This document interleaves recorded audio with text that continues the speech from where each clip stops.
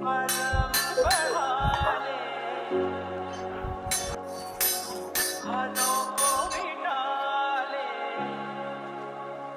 কাজ করতেছেন?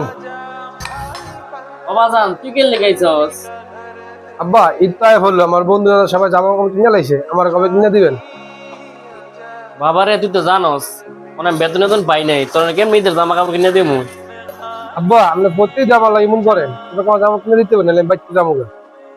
বাবারে আমার তো মনে চায় তোর ঈদের নতুন জামা কাপড় কিনে দিতে, তুই কি করবো ক? আমি এত কিছু জানি না, এই দেওয়া আমার নতুন কাপড় কিনে দিতে হইব, নাহলে আমি বাচ্চা যাবো গা।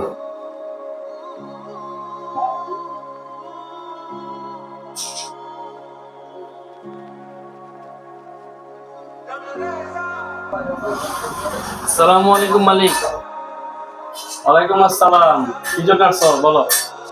মালিক সামনে তো ঈদ, পড়ায় বায়না ধরছে, তো জামা কাপড় কিনা দিতাম, এই মাসে বেতন যদি অগ্রিম দিতেন।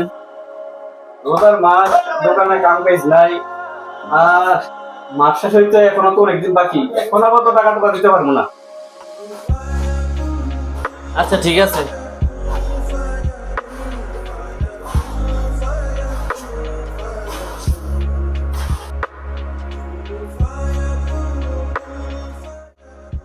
কি ভাই, এখানে বসে কান্না করতেছো কেন?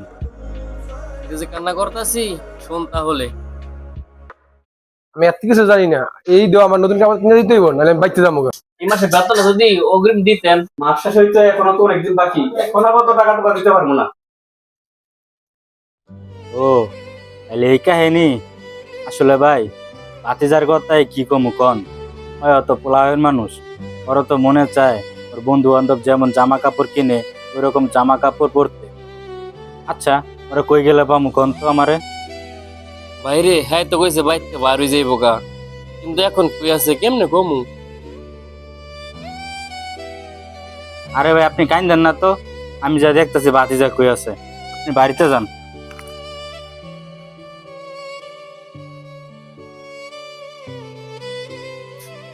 কিরে, মন খারাপ করে বসে আছিস কি লেগা? মন খারাপ করবো না কি করবো, তোমার ভাই কোন ঈদ কাপড় তো কিনে দেয় না গা। এর লেগা তোর মন খারাপ? তুই জানস তোর যতটুকু মন খারাপ হয় তোর বাপেরও ঠিক ততটুকুই মন খারাপ হয়। কতক্ষণ আগে দেখি সিঁড়িতে বৈশা কান্তাছে, এর কারণ কি? তুই হ্যাঁ একমাত্র আদরের পোলা, তোর ঈদের কোনো জামা কাপড় কিনে দিতে পারতাছে না। তুই বলে রাগ কইরা বাইতে বার হয়ে যাবি গা, মালিকের কাছে টাকা চাইতে গেছে, মালিকও না কইরা দিছে। এর লেখা দেখি হ্যাঁ সিঁড়িতে বৈশা বৈশা কান্তাছে। ভাতিজা শোন, প্রতিটা বাপ মায়ে চায় পোলা বাইনতে রে হাসি খুশি রাখতে, কিন্তু পরিবারের পিছু টানের লাগা বাপ মায় পারে না সন্তানের মুখে হাসি রাখতে। একটা সময় তোরও সংসার হইব, তোরও বাচ্চা কাচ্চা হইব, তখন বুঝবি পারিবারিক পিছু টানের কারণে সব সময় সন্তানের মুখে হাসি ফোটানো সম্ভব হয় না। আজকে তুই রাগ করে আসুর দেখা তোর বাবার কাছে যেমন খারাপ লাগতেছে, একটা সময় তোরও বাচ্চা কাচ্চা হইব, তোর বাচ্চা কাচ্চাও যদি একই কারণে রাগ কইরা থাকে তোরও এমন খারাপ লাগবো। তোর ঈদের জামা লাগবো তো চল আমার সাথে, তোর যা যা লাগবে আমি তোর সব কিনে নিতেছি, আয়। বাবারা সন্তানের মুখে হাসি ফোটানোর জন্য সবসময় চেষ্টা করে থাকে, কিন্তু তাদের এই চেষ্টার মধ্যে বাধা হয়ে দাঁড়ায় পরিবারের অভাব অনটন। ঈদের জামা কয়েকদিনের আনন্দ, কিন্তু বাবার ত্যাগ সারা জীবনের গল্প। ভিডিওটি যদি ভালো লাগে তাহলে শেয়ার করে দিবেন।